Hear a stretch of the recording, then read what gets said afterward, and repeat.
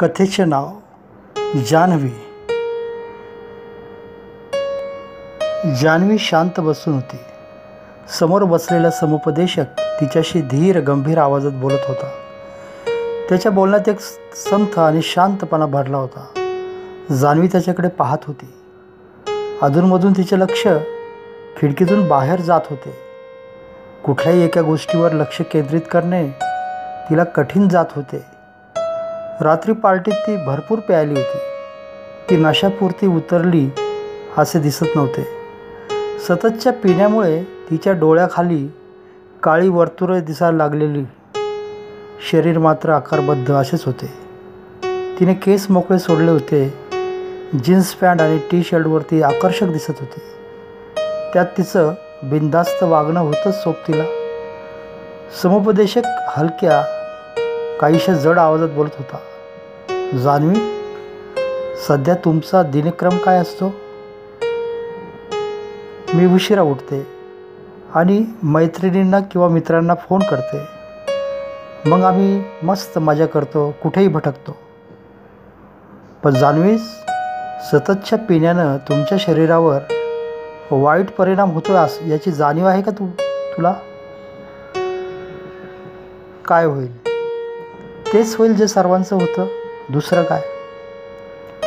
तसं नाही, तुला त्यामुळे खूप यातना सहन कराव्या लागतील. प्लीज मला भीती दाखवू नका.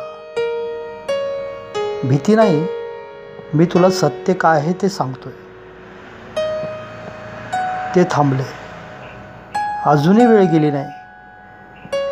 तू पुन्हा चांगलं आयुष्य जगू शकतेस. माझं आताचं आयुष्य चांगलं आहे. नेमकं तुला कसं आयुष्य आवडेल? तुम्हाला मी स्पष्ट सांगते, मला आयुष्यात खूप आनंद उपभोगायचा आहे. वेगवेगळ्या मित्रांसोबत मजा करायची, दारू प्यायची आहे. मज्जा?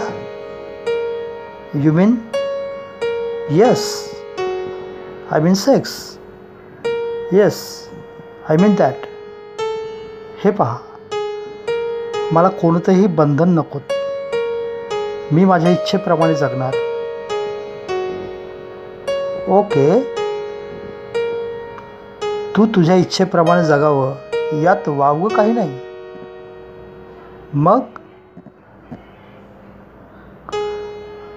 काही नाही. तुम्हाला ज्यावेळी काही बोलावंसं वाटेल तेव्हा इथे या. तुमचं स्वागत होईल.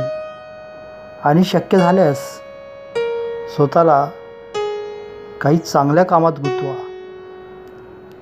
ठीक आहे, प्रयत्न करेल. असं म्हणून ती उठली आणि बाहेर आली. बाहेर तिचे आईवडील आणि भाऊ बसले होते. ते उभे राहिले. काय झालं? वडिलांनी विचारलं होतं. हो, तिने मान हलवली. मग काय, आजपासून तू दारू आणि तुझे वाईट मित्र परिवार सोडणार? तर ते काही ठरलं नाही. कसं ठरेल? हिला चटक लागली नको त्या डुकरासोबत फिरायची. ती अशी सुधारणार नाही. हिला चांगले 2-4 दिवस अन्न पाणी न देता घरातच डांबावे, मग कळेल. तिचा भाऊ चिडून आपला राग बाहेर फेकीत होता. काही नाही, हिचे लग्न करून द्यावे म्हणजे आपण मोकळे होऊ, आईने काळजीच्या सुरात सांगितले. पण कोण करणार हिच्याशी लग्न? भाऊ संतापलेलाच होता. आई त्याला काहीसं ओढून म्हणाली, अरे असा राग करून प्रश्न सुटतो का? जरा दमाने घे. चला घरी बोलू. असं म्हणून ते सारे निघाले.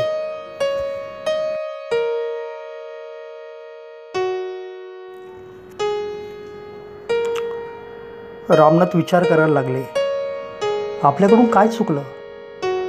आयुष्यभर आपण देव धर्म सांभाळत राहिलो. कुठलेही पाप आपल्या हातून घडले असे वर्तन आपण केले नाही. रामनाथ स्वतःची गारमेंट फॅक्टरी सांभाळायचे. त्यांची पत्नी सावित्री साधी सरळ, पतीच्या शब्दाबाहेर नसायची.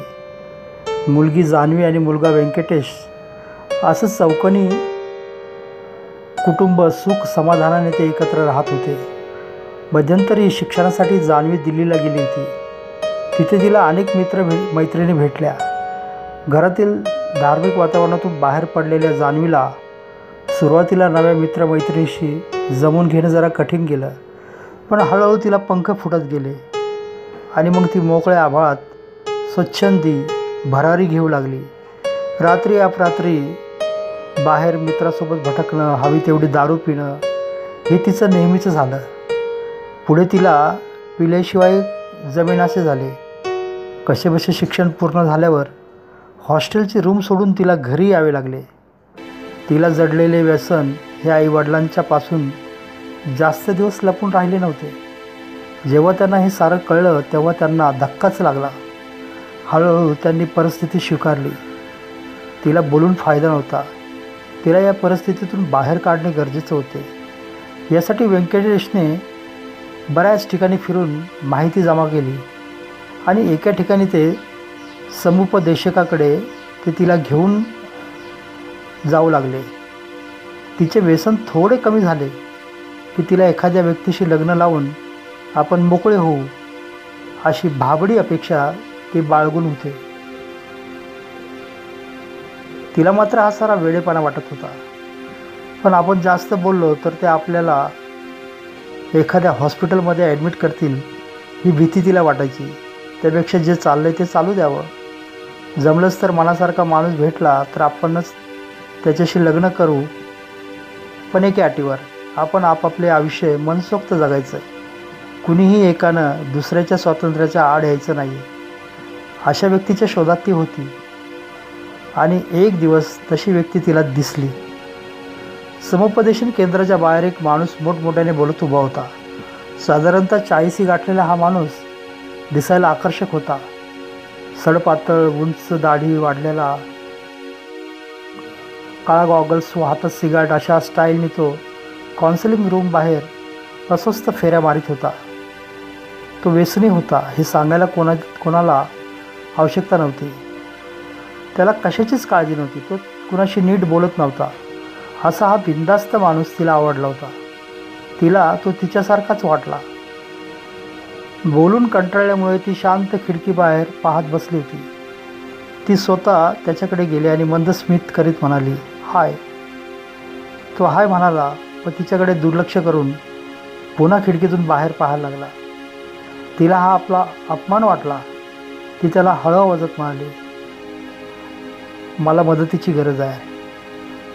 काय? त्याने प्रश्नार्थक मुद्रेने पाहिले. ती पुढे म्हणाली, माझे सिगारेट संपले, तुम्हाला एक सिगारेट देशील का?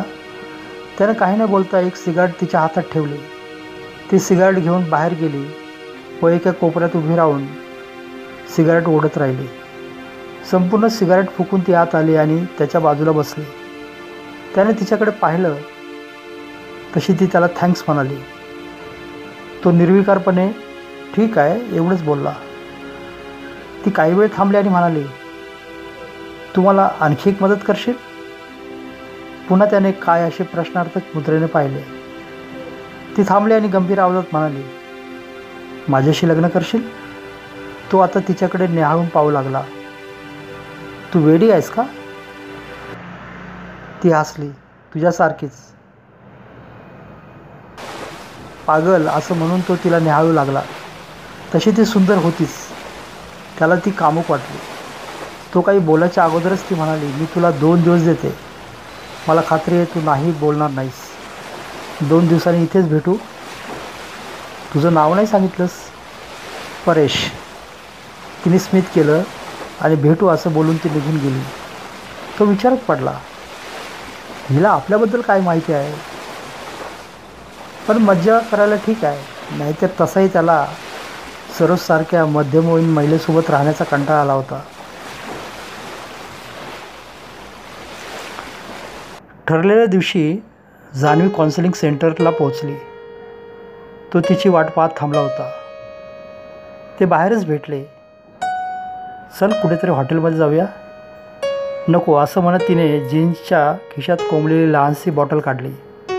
2 घोट घेऊन तिने त्याला ऑफर केली. त्याने क्षणाची उसंत न दडवता ती बॉटल घेतली आणि तोंडाला लावली. काही घोट घेऊन पुन्हा ती तिच्या हातात सुपूर्द केली. तो म्हणाला, चल पलीकडे असलेल्या गार्डनमध्ये बसूया.